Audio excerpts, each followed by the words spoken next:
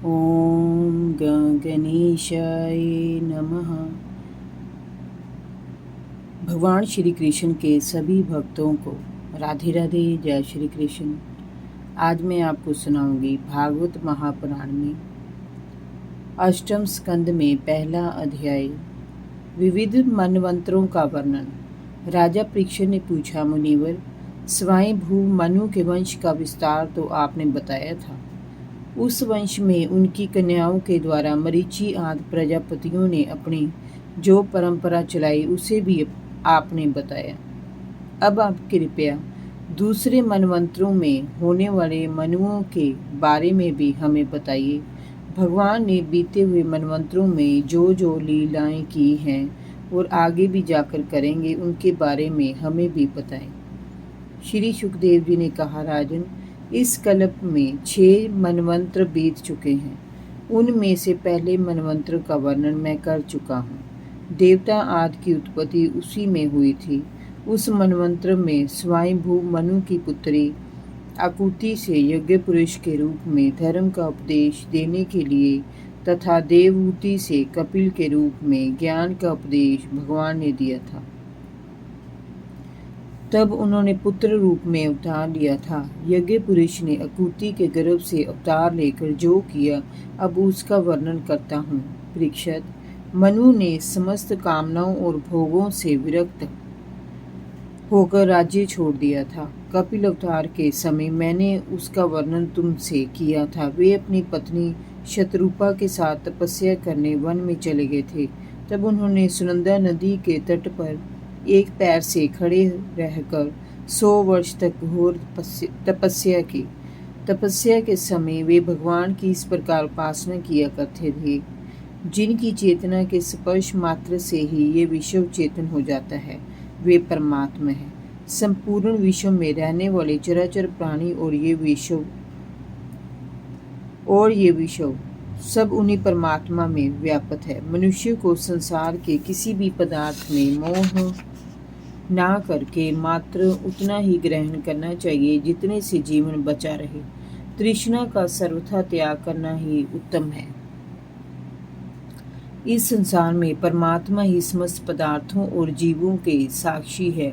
वे सभी जीवों में समय प्रकाश होकर विद्यमान है। हम उन्हीं परमात्मा की शरण लेते हैं, जिसका ना आदि है ना अंत है, जिसका ना कोई अपना है ना पराया है, ना बाहर है ना भीतर है। फिर भी वे सब जगह विद्यमान है। विश्व की सत्ता उन्हीं से है। वे ही वास्तव में सत्य और परब्रह्म है।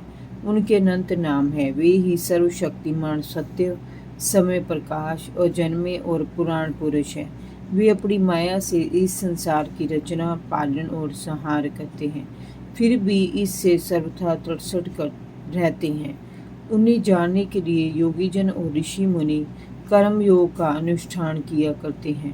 प्राय कर्म करने वाला पुरुष ही अंत में निष्क्रिय होकर समस्त कर्मों से छुटकारा पा जाता है।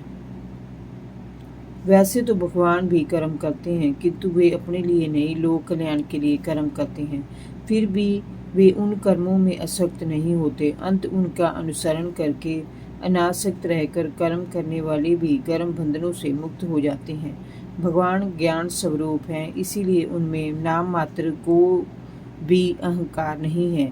उन्हें किसी वस्तु की कामना नहीं है। वे सर्वत्र परिपूर्ण है। वे अपनी बनाई हुई मर्यादा में रहकर अपने कर्मों से मनुष्य को शिक्षा देते हैं। वे समस्त धर्मों के प्रवर्तक और जीवनदाता हैं। मैं उन्हीं प्रभु की शरण लेता हूँ। परीक्षित, एक दिन की बात है कि मनु एकाग्रचित भाव से मंत्रों द्वारा भगवान की स्तुति कर रहे थे।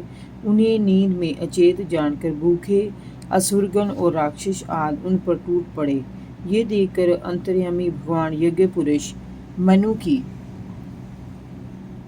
रक्षा करने के लिए अपने पुत्र याम नाम के देवताओं के साथ वहां आए और उन्होंने असुरों का संहार कर डाला। परीक्षित, दूसरे मनवंतर में मनु का नाम स्वारोचिष था। वे अग्नि के पुत्र थे।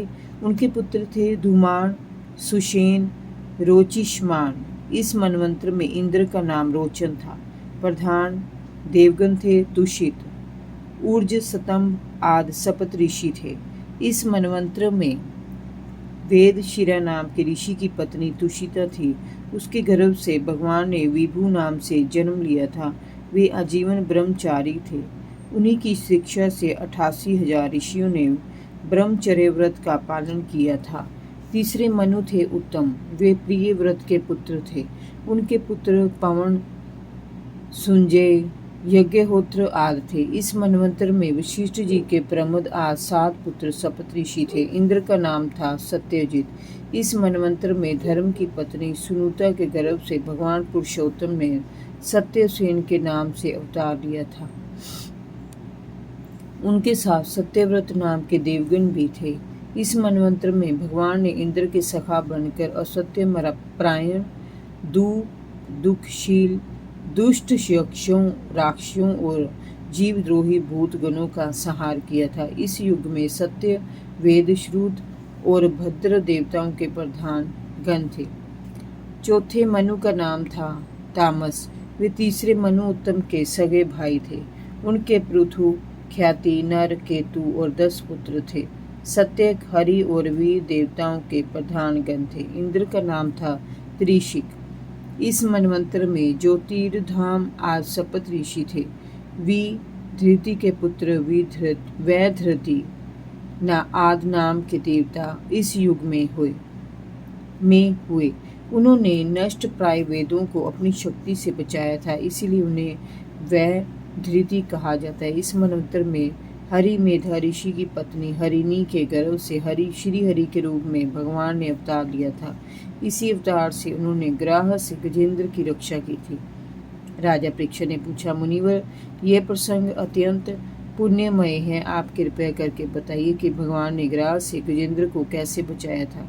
सूत जी बोले, शौनक आदि ऋषि और राजा परीक्षित द्वारा ऐसा कहने पर श्री सुखदेव जी ने प्रसन्न होकर गजेंद्र मोक्ष की कथा को सुनाया। जय जय श्री राधे भागवत महापुराण की जय। कृष्ण कन्हैया लाल की जय। राधा रानी की जय।